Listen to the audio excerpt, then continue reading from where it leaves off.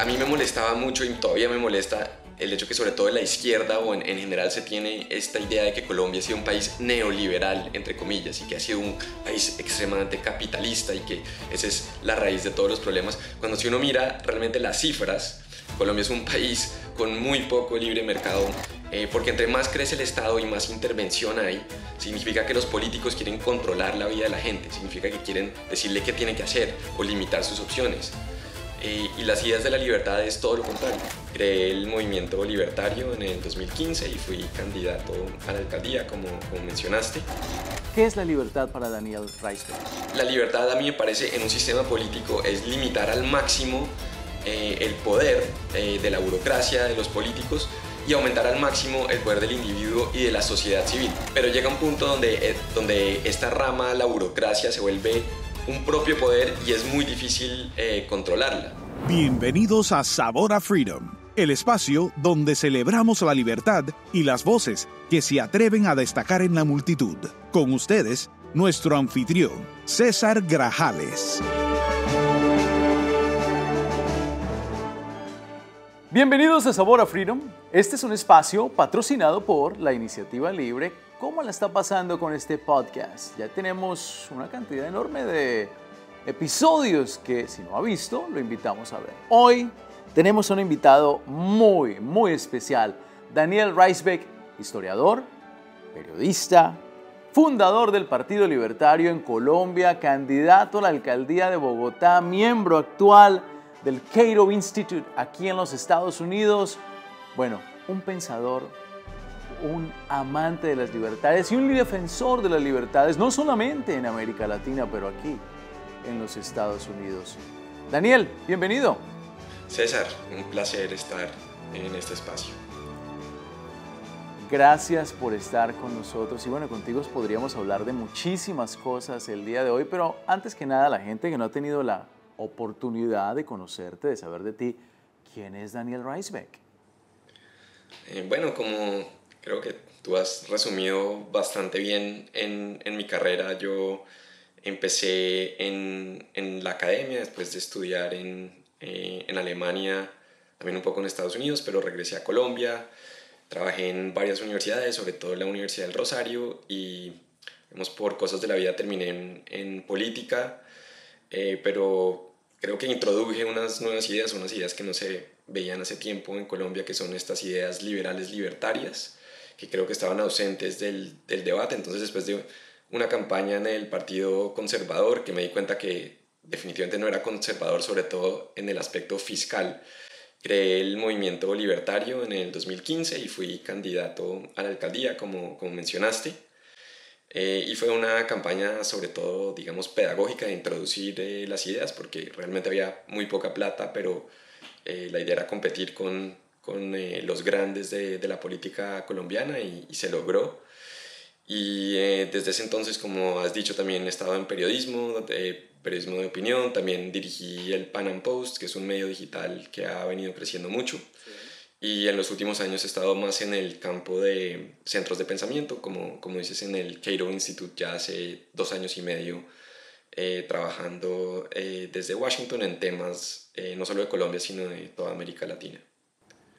Daniel, pero ¿cómo llegas al movimiento libertario, ¿no? Al libertarismo? ¿Cómo llegas ahí? ¿Cómo descubres eso? Porque naces, si no me equivoco, bueno, creces en Colombia y pues antes de que tú fundaras el Partido Libertario, no es que fueran pues unas ideas muy populares dentro de la sociedad colombiana, ¿no? El tema del libertarismo, por eso tú fundas el partido, pero ¿cómo llegas tú a ese mundo? Sí, es una buena idea.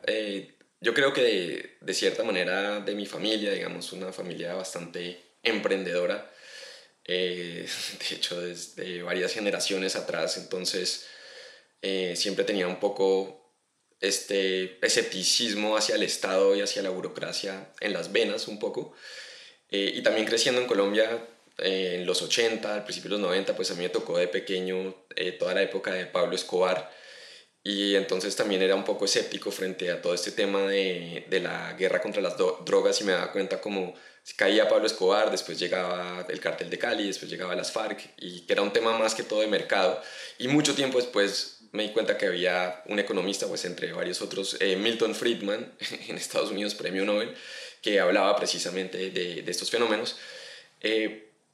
Y una vez ya, digamos, estudiando, a mí nunca me presentaron estas ideas, digamos, liberales, libertarias de una manera sistemática.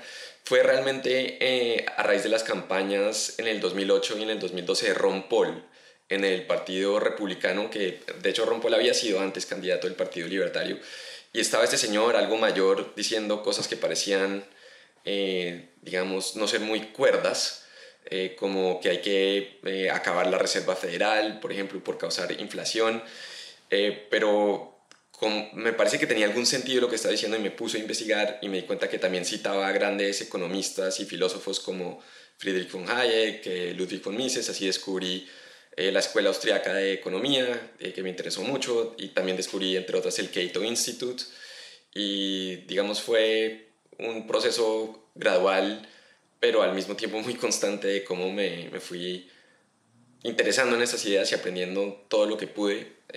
Pude involucrarme con una entidad fantástica en América Latina que yo creo que es el centro del liberalismo libertario, que es la Universidad Francisco Marroquín en Guatemala, donde también he estado bastante tiempo, he enseñado allá.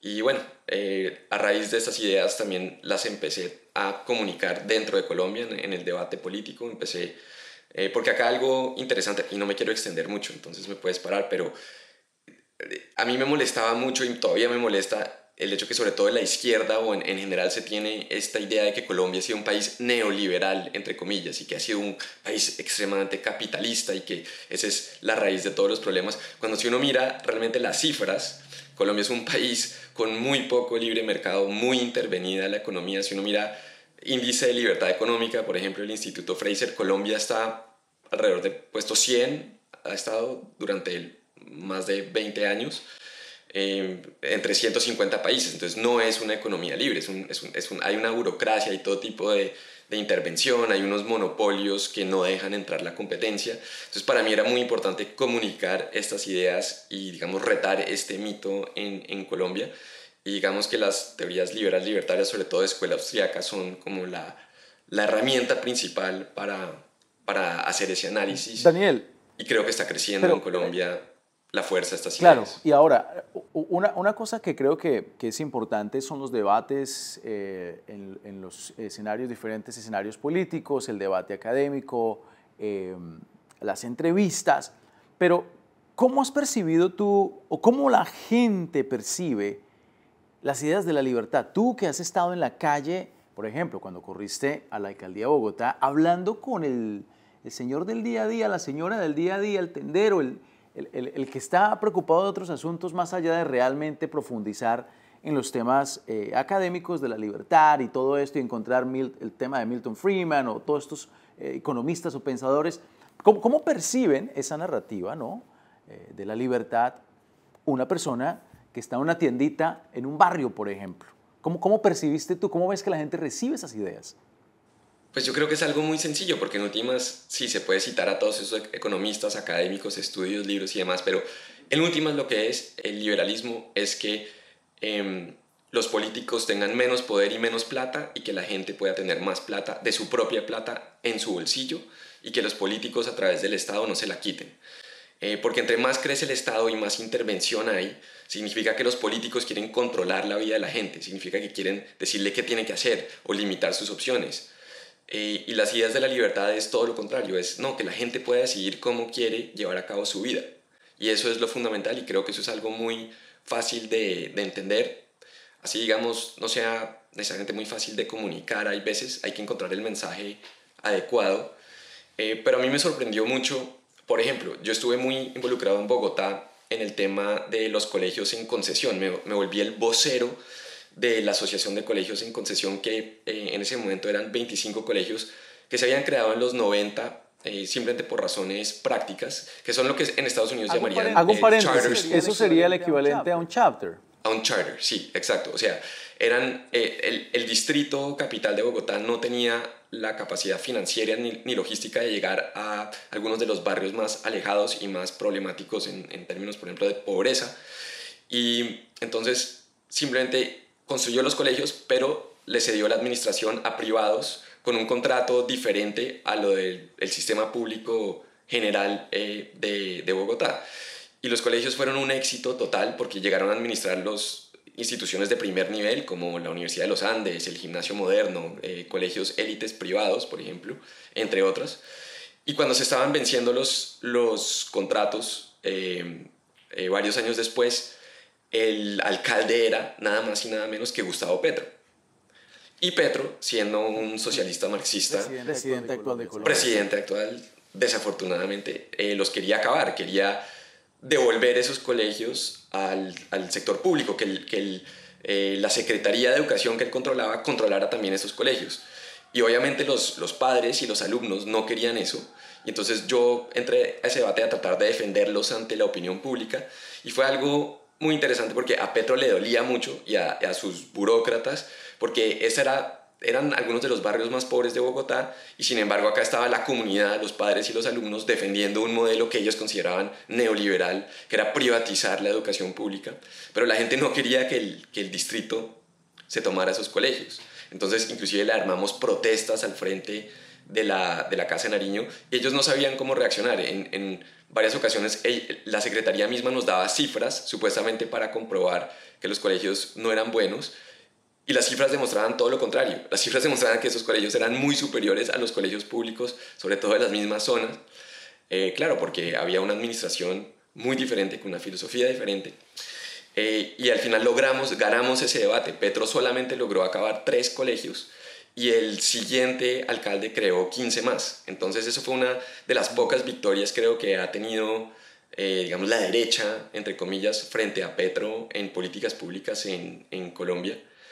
Y en un momento, y por eso te estoy contando esta historia, una madre en una de estas reuniones que hacíamos decía, mire, como la gente se enteraba de lo que estaba pasando, decía, mire, yo sé que educar a un niño en el sistema público cuesta tanta plata, tantos millones de pesos. ¿Por qué no simplemente que me den esa plata a mí y yo la uso como yo prefiera para pagar un colegio? Y esta señora creo que nunca había oído el tema de los vouchers o de los bonos escolares, que también es otra idea de Milton Friedman y otros economistas, y sin embargo la estaba ella misma expresando. Entonces, me parece que... las ideas de libertad en sí son inherentes al individuo, a la persona. Y ahora que tocas el tema de la educación pública, que es tan importante, aquí en Estados Unidos hay un gran debate, Daniel, sobre la calidad de la educación pública. Y desde tu perspectiva, ¿cuáles son las principales fallas que puede tener el modelo de educación pública, sobre todo aquí, traducido y trasladado a los Estados Unidos, en tu opinión? Bueno, yo creo que Estados Unidos tiene una ventaja frente a Colombia, y es el sistema federal. Y también que el sistema de educación pública no solamente es a nivel del Estado, sino a nivel, por ejemplo, del condado, donde se controla. Entonces yo creo que ese tipo de sistemas, entre más cercano sea a la ciudadanía y más lejano, digamos, del gobierno federal, mejor. Y se está viendo, por ejemplo, y el problema que yo veo ahí, digamos, del sistema público de educación, y se vio sobre todo desde el 2020 en adelante, no solamente problemas de que cerraban los colegios y los profesores y los sindicatos no querían volver a dar clase, donde se vio una gran migración a colegios privados, inclusive colegios católicos de personas no practicantes, pero escogían el colegio católico, entre otras cosas, porque el colegio estaba abierto y estaban educando, mientras que los colegios públicos estaban cerrados. Entonces, yo creo que por todo tipo de razones, digamos, el sistema privado se ha robustecido, y no solo el sistema privado, sino también todo el tema del school choice, de la libertad educativa, y me parece que eso es algo que también tenemos que llevar mucho más a nuestros países en América Latina. Y Daniel, hablando del tema de recursos públicos, otro tema también sensible acá en Estados Unidos es el sistema de salud, ¿no? Algunos hablan de que el sistema de salud, y ponen como modelos países de Europa, debe ser completamente gratis. Otros abogan por el sistema privado. Pero desde el punto de vista, Daniel, ¿cuál crees tú que es el modelo más eficiente? ¿Cuáles son las problemáticas que enfrenta el modelo de salud aquí en Estados Unidos? ¿Y cómo puede mejorarse eso desde pues, tu experiencia, conocimiento y en los temas libertarios también. Bueno, yo no soy un experto en el tema de salud, pero lo que sí puedo decir es que la gente que se queja tanto de que haya sector privado en salud y que quiere un sistema 100% estatal, seguramente no conoce o no ha investigado problemas que tienen, por ejemplo, en Reino Unido, que tiene un sistema 100% estatal, donde es muy difícil conseguir citas médicas básicas porque el sistema está colapsado y es muy ineficiente.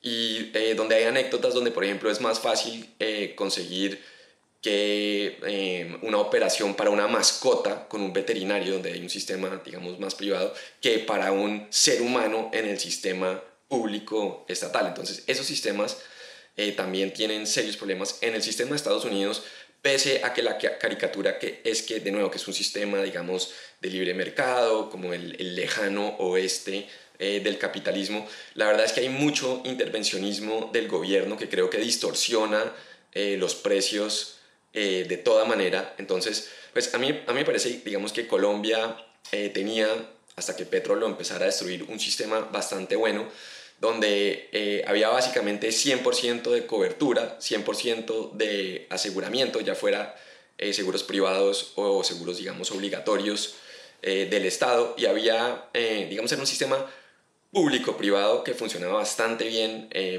En los rankings estaba muy bien, en los escalafones globales. El único problema es que como se diseñó, tenía que eventualmente haber un balance entre la parte contributiva, es decir, la gente que contribuye al sistema, y la gente que es subsidiada. Y como ha estado funcionando los últimos años, después de más de 2 décadas donde se diseñó el sistema, alrededor de la mitad o inclusive más de la mitad seguían siendo subsidiados. Entonces ese es un sistema que no es económicamente viable en el largo plazo, y por eso lo único que tuvo que hacer Petro es dejar de girar plata a ciertos intermediarios privados para que todo el sistema empezara a colapsar. Entonces yo diría que el ideal es un sistema como el colombiano, digamos, se podría decir público-privado, pero donde el sector subsidiado es cada vez menor y no cada vez mayor, porque eso es lo que hace que colapse un sistema de este tipo. Uno de los temas importantes y que también aquí en la Iniciativa Libre constantemente estamos promoviendo es la reducción del gobierno. Un gobierno más eficiente, más efectivo, pero más pequeño. Y en ese sentido también el tema de el malgasto público con relación a los impuestos. ¿Tú cómo ves ese tema? Y sobre todo que ahorita en Estados Unidos pues acaba de suceder una elección presidencial, Congreso, Senado. Hay una mayoría diferente y un nuevo liderazgo en el Congreso estadounidense y en la Casa Blanca. ¿Cómo ves, qué perspectivas crees que van a suceder en este nuevo gobierno, y sobre todo pensando en que Estados Unidos ahora tiene una deuda fiscal enorme que también hay que abordar próximamente? El nuevo presidente electo ha mencionado también en extender el tema de la reducción de impuestos que fue aprobado en el 2017.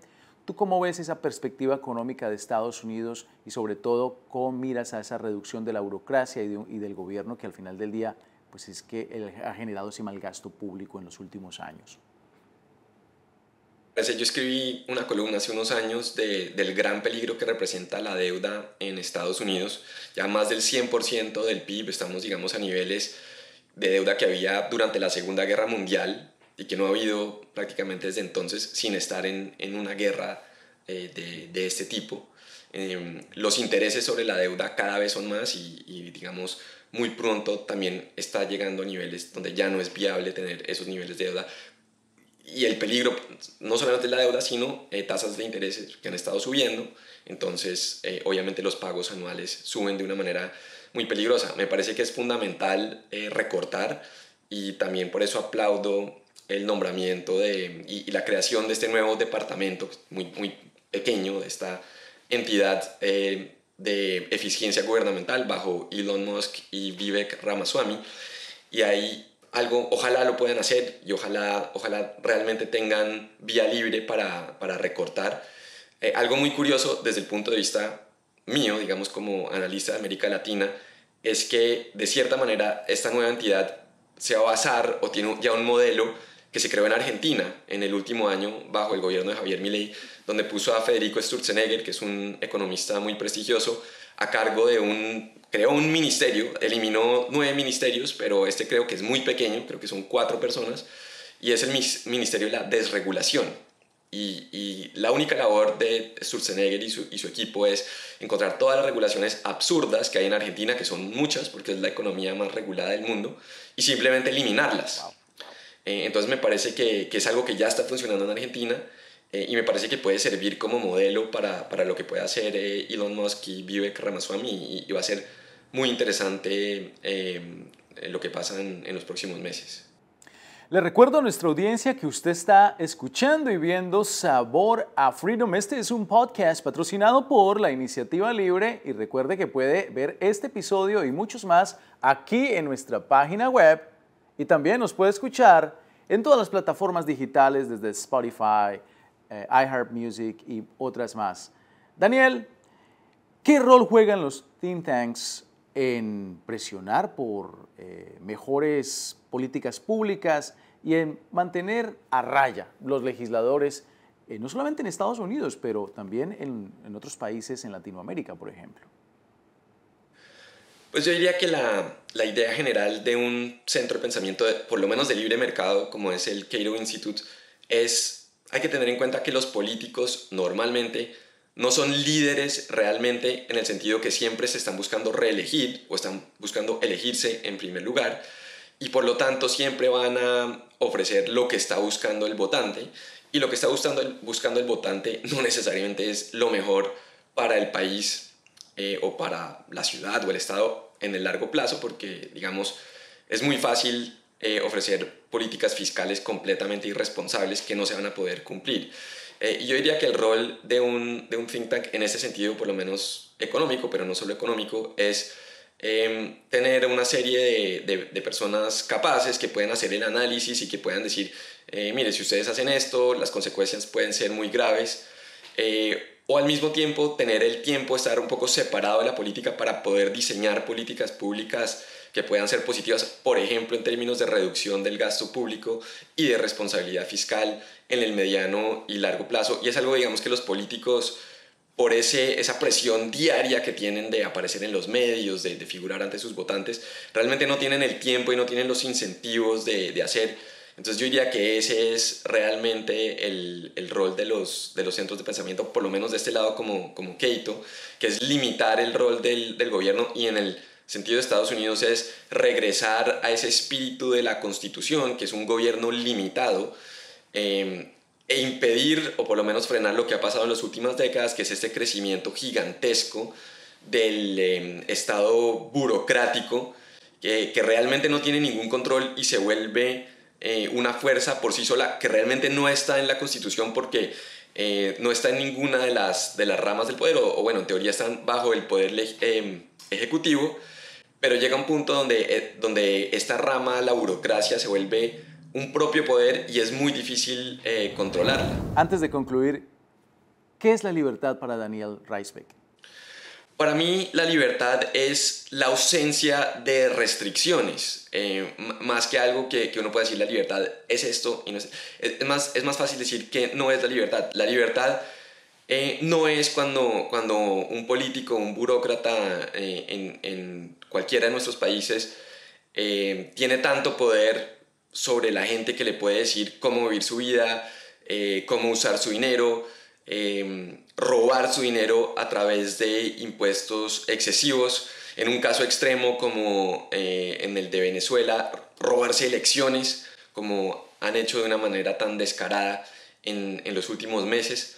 Entonces la libertad, a mí me parece, en un sistema político es limitar al máximo el poder de la burocracia, de los políticos, y aumentar al máximo el poder del individuo y de la sociedad civil, porque no solamente somos individuos, cada uno en una isla, por supuesto que no, porque vivimos en sociedad, pero por eso la importancia de asociaciones, ¿no? Llámese colegios, iglesias, clubes, cualquier tipo de asociación voluntaria entre las personas es muy importante, y sobre todo Estados Unidos es un país que se construye realmente en gran parte a través de estas asociaciones voluntarias. Entonces, entre más poder tengan, yo creo que es mayor la libertad, sobre todo como contrapeso frente al Estado. Y obviamente una de las asociaciones más importantes es la familia, y la familia históricamente ha sido un contrapeso también contra el Estado, y por eso también tan importante tener un sistema de familias fuertes y no un Estado tan fuerte que socava la importancia de la familia, como ha pasado en varios países en el mundo. Querido amigo, no te voy a comprometer, pero sé que te esperan posiciones de liderazgo en muchas partes. Eres un gran líder y ese liderazgo, sin duda alguna, ha cruzado fronteras ahora con el Cato Institute en Colombia, cuando corriste para la alcaldía de Bogotá, cuando fundaste el Partido Libertario, sin duda alguna, defendiendo las libertades en cualquier parte del mundo. Daniel, te deseamos lo mejor. Gracias por estar con nosotros hoy aquí en Sabor a Freedom. Muchas gracias, César. Un placer, como siempre. Queridos amigos, y con esto concluimos Sabor a Freedom. Este espacio es para ustedes, para que lo comparta con sus amigos, con su familia, para que se inspire, trayéndole siempre grandes invitados como el día de hoy. Y recuerde que la próxima semana regresaremos con un nuevo episodio aquí en Sabor a Freedom. Hasta pronto. Concluimos Sabor a Freedom. Sintonice cada semana a través de las redes sociales de la Iniciativa Libre: YouTube, Libre Initiative; Facebook, The Libre Initiative; Twitter X, @Libre Initiative; Instagram, @WeAreLibre; o visítenos en lainiciativalibre.org.